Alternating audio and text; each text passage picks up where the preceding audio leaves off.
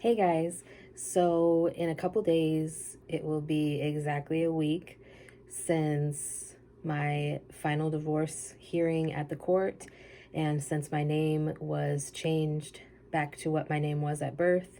And so I thought that I would take the time in this video to talk about some of my feelings with my name going back to what it was at birth and not my maiden name from my adoptive father, and kind of talk about why I chose to do that. So let's unpack some feelings here. For those of you who don't know, I was adopted when I was like 4 or 5, somewhere around there, by the man that my mother chose to get married to, which is also the father of my youngest brother, Pierce. So he adopted me basically so that we could all have the same last name. And up until a couple years ago at my cousin Kelly's funeral, or the day of my cousin Kelly's funeral, everything was fine. We had no issue. When I say we, I'm talking about my adoptive father and I had no issue up until like the day of my cousin Kelly's funeral a couple years ago. Now, on that day, I I came up here to attend my cousin Kelly's funeral, and I did not drive to the funeral because we drove up to my mother's house, which is in downstate Michigan, and my cousin Kelly's funeral was in the Upper Peninsula. And so we rode in the car with my mother and stepfather to my cousin Kelly's funeral. And so I didn't have a car that I was driving myself. Now, my adoptive father that day decided that he was going to tell me that his mother was in the hospital at the time. She was really sick. And he told me after the funeral and after, like, we were already on the way home, like home being my mother's house in downstate Michigan. And he said, since I told him I couldn't, stop at the hospital and sit there with her for a while because we had already passed the hospital that she was at, and it was like an hour behind us at that point, I chose not to go to the hospital to see her. And because of that, he basically disowned me. He said all these really nasty things about my birth father, who actually passed away from cancer. And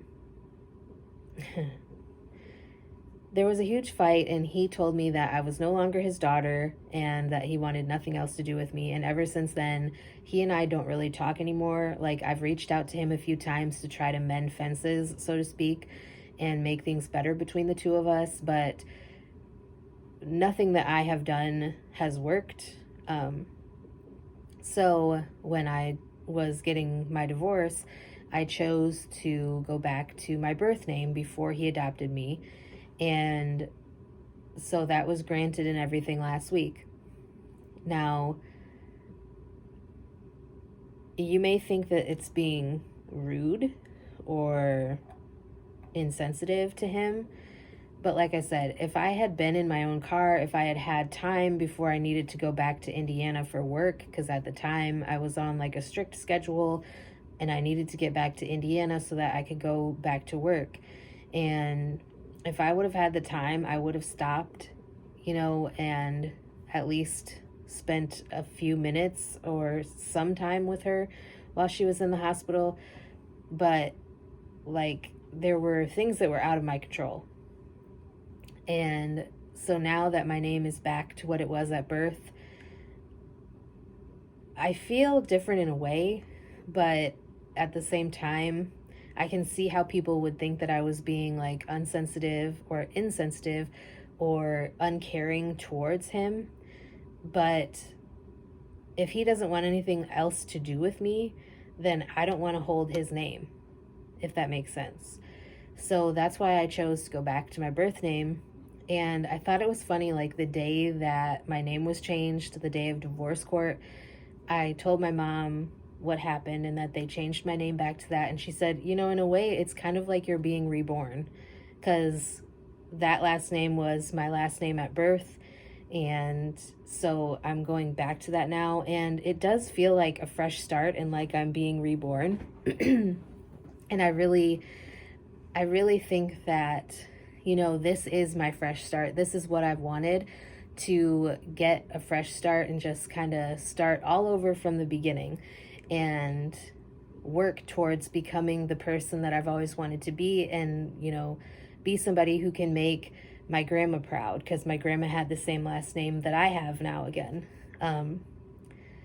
I was very, very nervous that the judge wasn't going to grant it, because most judges will allow you to go back to your maiden name, but not like a name that you had before, because technically when I was adopted, the state of Michigan amended my birth certificate to give me my adoptive dad's last name.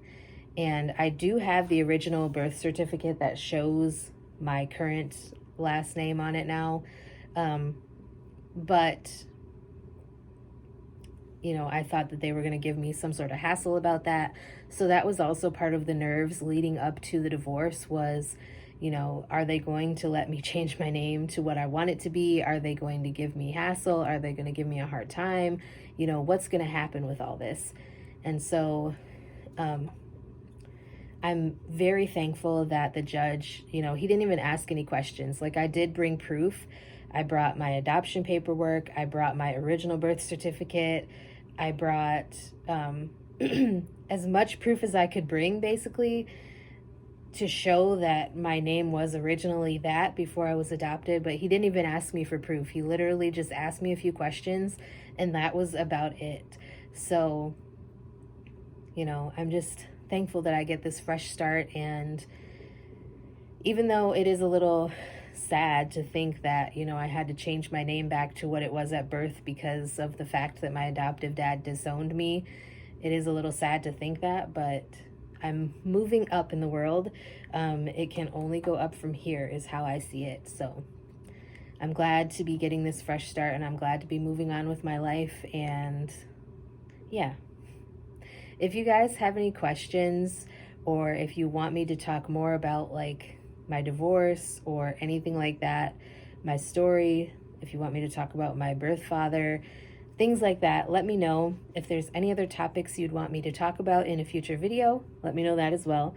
And I will talk to you guys next time.